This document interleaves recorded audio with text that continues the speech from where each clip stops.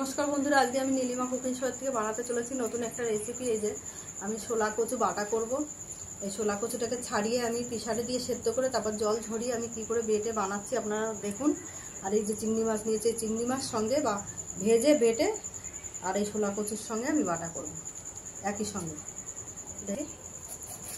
এটা আমি ছাড়িয়ে নিচ্ছি, নিয়ে আমি পিসারে দেবো।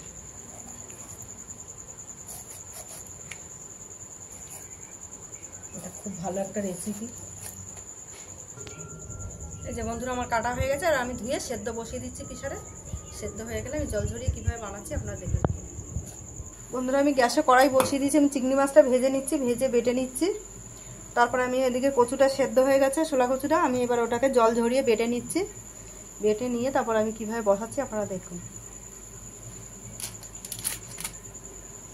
কড়াইতে দিয়ে দিচ্ছি পরিমাণ মতন তেল চিংড়ি মাছটা ভাজার জন্য। আমার তেল গরম, এবার দিয়ে দিলাম চিংড়ি মাছগুলো। চিংড়ি মাছগুলো লাল লাল করে কড়া করে ভেজে নেব। এই যে বন্ধুরা একদম গলে দেখুন। আর এই বাটবো কি কড়াইতে দিলে হয়ে যাবে, আর বাটার দরকার নেই। কড়াইতে দিলে একদম ইয়ে হয়ে যাবে। এই যে গলে গেছে পুরো, আর বাটা লাগবে না। এবার আমি শুধু চিংড়ি মাছটাকে বেটে নেব।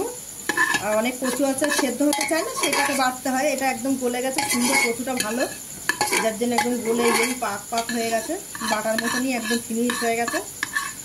আর এটাকে বাটতে লাগবে না, চিংড়ি মাছটা খালি বেটে নেবো আমি। বলো, চিংড়ি মাছটা ভাজা হয়ে গেছে বন্ধুরা। এবার আমি আর একটু তেল দিয়ে এবার কচুটাকে আমি প্রথমে বসিয়ে দিই, আর এটাকে এদিকে বেটে রেডি করে নিই। তারপরে আমি লাস্টের দিকে চিংড়ি মাছটা দেবো কচুর মধ্যে। আমি একটু কালো জিরায় যে ফোড়ন দিয়ে দিলাম।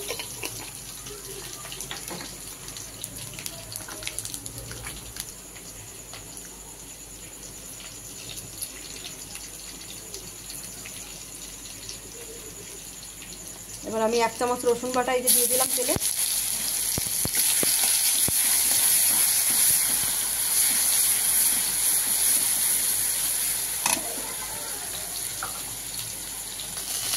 দিয়ে দিচ্ছি আমি এই যে কচু বাটা।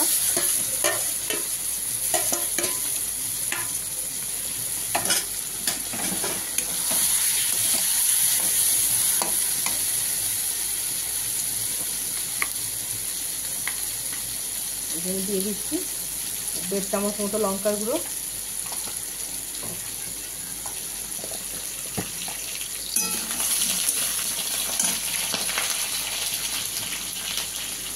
দিয়ে দিলাম 1.5 চামচ মতন ধনে জিরে গুঁড়ো।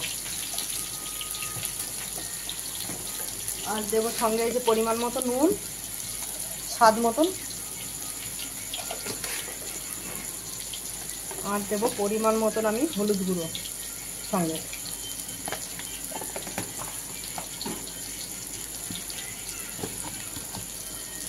আর পরিমাণ মতন দেবো আমি একটু মিষ্টি। এবারে আমি এটাকে নাড়াচাড়া করতে থাকবো। আর লাস্টে আমি চিংড়ি মাছ বাটাটাকে দেবো। চিংড়ি মাছটা বেটে রেখেছি, এবার আমি দিয়ে দিচ্ছি চিংড়ি মাছটার সঙ্গে।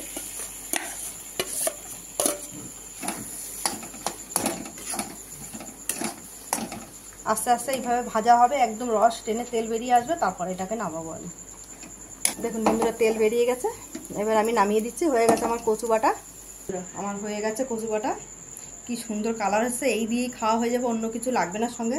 আপনাদের ভালো লাগলে আপনারাও এরকম বাড়িতে বানিয়ে খেয়ে ট্রাই করে দেখতে পারেন। আর নীলিমা কুকিং শোটিকে আপনারা সাবস্ক্রাইব, লাইক, কমেন্ট, শেয়ার করে দেবেন ইউটিউবে।